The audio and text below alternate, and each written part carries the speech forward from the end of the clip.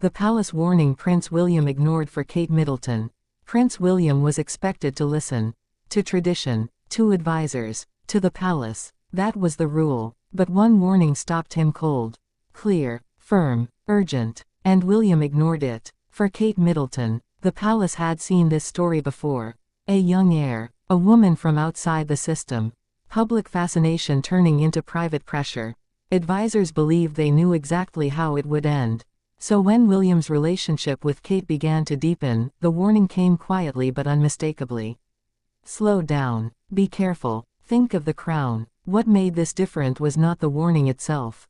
It was William's response. He didn't argue. He didn't rebel publicly. He simply didn't comply. At the time, Kate was still being framed as a temporary presence.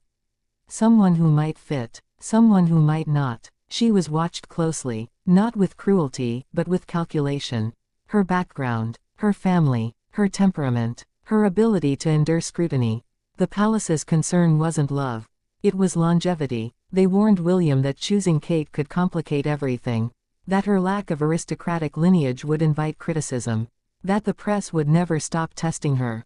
That the monarchy could suffer if the future queen wasn't perfectly molded. William listened, and then he made a decision that surprised everyone. He chose to trust his own judgment. Because what the palace couldn't see was what William saw when no one else was watching.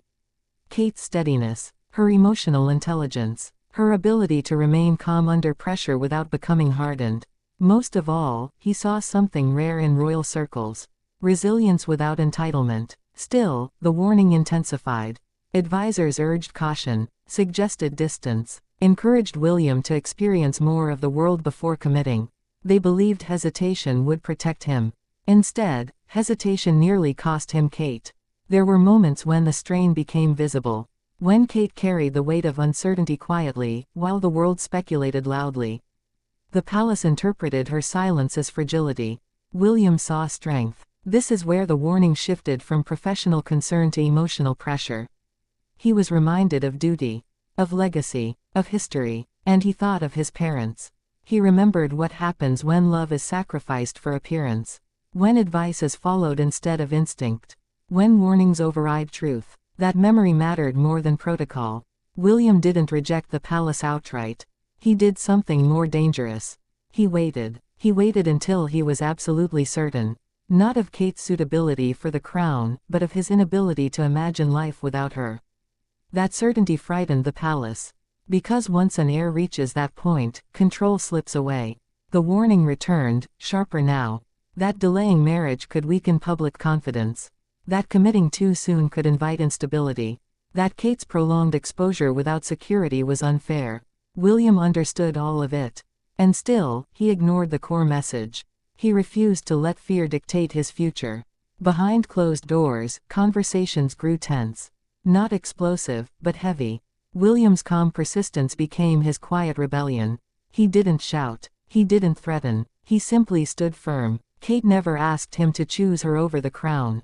That mattered deeply to him. She gave him space. She endured distance. She lived under scrutiny without guarantees. That endurance answered every warning the palace raised. When William finally acted, it wasn't impulsive. It was deliberate. The engagement was not just a romantic milestone. It was a statement. He had listened to the warnings. He had weighed them. And he had chosen love anyway. The palace adjusted, as institutions always do. Once the decision was irreversible, support followed. Strategy replaced hesitation. Kate was embraced, trained, protected. But the power dynamic had already shifted. William had proven something important. That he would not be ruled solely by advisors. That he would not repeat history out of obedience. That when it came to his family, his judgment would prevail. Kate felt that shift immediately. Her role changed. Her confidence deepened. Not because the palace approved her, but because William stood beside her without doubt. The warning he ignored became the lesson he learned from. That love, when chosen carefully and defended quietly, can strengthen an institution rather than weaken it. Years later, as they face greater responsibility, that moment still echoes. In how William protects Kate. In how decisions are made jointly. In how their partnership feels balanced rather than hierarchical. The palace no longer warns him the same way. Because they know something now. When Prince William decides with his heart and his head aligned, he does not turn back.